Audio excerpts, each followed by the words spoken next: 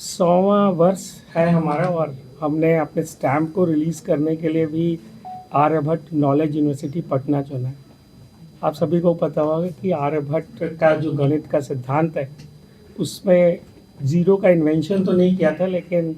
Zero किस place पे हो और स्थान का क्या हो और खा का क्या मान हो, ऐसा आर्यभट्ट ने ही पहली बार वर्ल्ड को दिया था।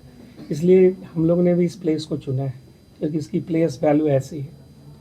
हालांकि अपना पाटलिपुत्र और इसके जो साइंस कॉलेज हैं और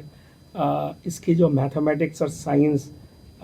पटना की फेमस रही है, पाटलिपुत्र की फेमस रही है, वो साइंस और उसके मामले में पूरे देश को और उसको यह जो धरती है वो अग्रणी रही है गणित में, विज्ञान में और अपने खगोल शास्त्र में, बहुत सारी चीज़ों में।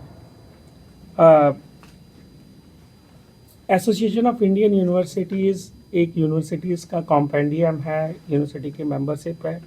हम लोग हमेशा कोशिश कर रहे हैं कि जो अगले 10-20 वर्ष है जिसमें हम टेक्नोलॉजीज़ की बात कर रहे हैं, और आप सभी को पता है कि artificial intelligence, stem cell, digital technology, cyber hub, ये ड्रोन टेक्नोलॉजीज़, इन सब पे नया काम होने जा रहा है।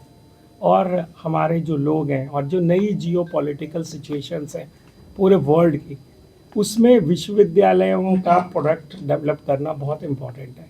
और हम एआईयू की तरफ से कोशिश कर रहे हैं। अगर आज चाइना भी खड़ा है उठ के, तो उसकी जो यूनिवर्सिटीज़ हैं वो पूरे विश्व में आगे आई हैं। और आप सबको जान के खुशी होगी कि हमारे भी जो विश्वविद्यालय हैं वो लगातार आगे बढ़ रहे हैं और इस बार जो क्यूएस एशिया की रैंकिंग आई है उसमें हम चाइना से आगे हैं, हमारे विश्वविद्यालय, क्योंकि हमारे पास अच्छी मेधा है, हमारे पास अच्छे गणितज्ञ हैं, हमारे पास अच्छे टीचर्स हैं। तो विश्वविद्यालय संघ ये कोशिश करता रहता है कि अपनी जो सस्टेनेबिलिटी और सोशल रिस्पॉन्सिबिलिटीज़ है इस पर हम आगे काम करें। अब पूरा विश्व लगभग ये मान रहा है कि स्वदेशी का काम होना ही चाहिए, चाहे वो यूएस नारा दे रहा हो मेक अमेरिका ग्रेट अगेन, या आयरलैंड दे रहा हो मेक आयरलैंड ग्रेट अगेन।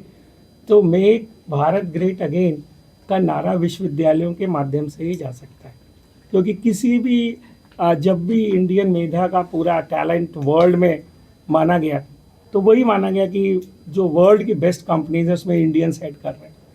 तो वही इंडियंस हैं, अगर वो इंडियंस लगकर यहाँ पे काम करें और हमारे विश्वविद्यालयों में प्रोडक्शन का काम हो और हम लोग लगातार स्वदेशी की टेक्नोलॉजीज़ पे हम लोग आगे बढ़ें।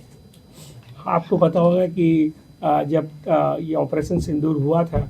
तो टर्की के जब ड्रोन्स आए थे तो विश्वविद्यालय संघ ने ही सबसे पहली बार टर्की की सभी यूनिवर्सिटीज़ के साथ अपने एमओयू कैंसिल किए थे। अभी अल्फला यूनिवर्सिटी का भी जो भी मुद्दा आया था तो हम लोगों ने ही पहली बार उसको पूरे देश के मंच पे रखा कि नहीं भाई, ऐसा विश्वविद्यालय हमारे संघ में नहीं हो सकता, और बाद में सारे ऑर्गेनाइजेशंस ने वो उसको ख़त्म किए। तो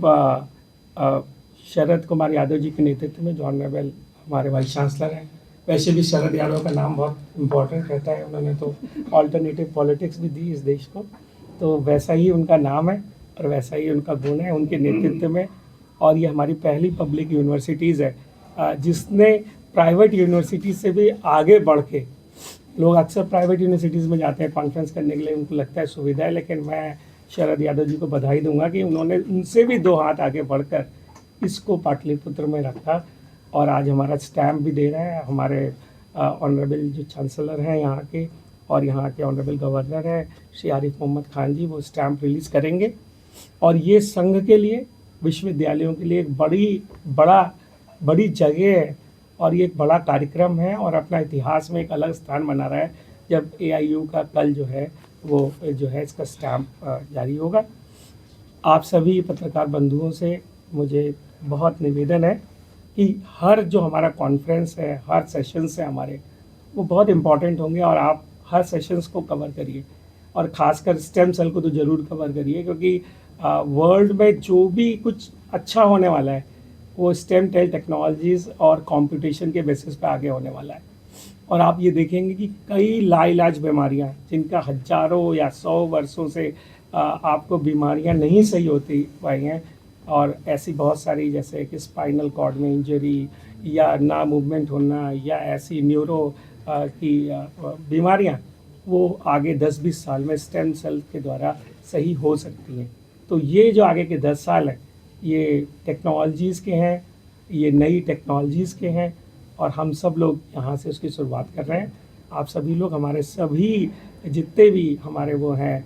सेशंस हैं उनको अटेंड करिए, उस पे अच्छी स्टोरीज़ लिखिए, क्योंकि आप ही हम लोग के माध्यम हैं जो ये बता सकते हैं कि क्या चर्चा है और समाज का जो नैरेटिव बिल्डिंग का काम है वो हमारे पत्रकार बंधु ही कर सकते हैं। आप सभी लोग यहाँ पे आए, आपका बहुत बहुत धन्यवाद। और आप अगले 2 दिन भी हम लोग के साथ रहेंगे, इसी आशा के साथ।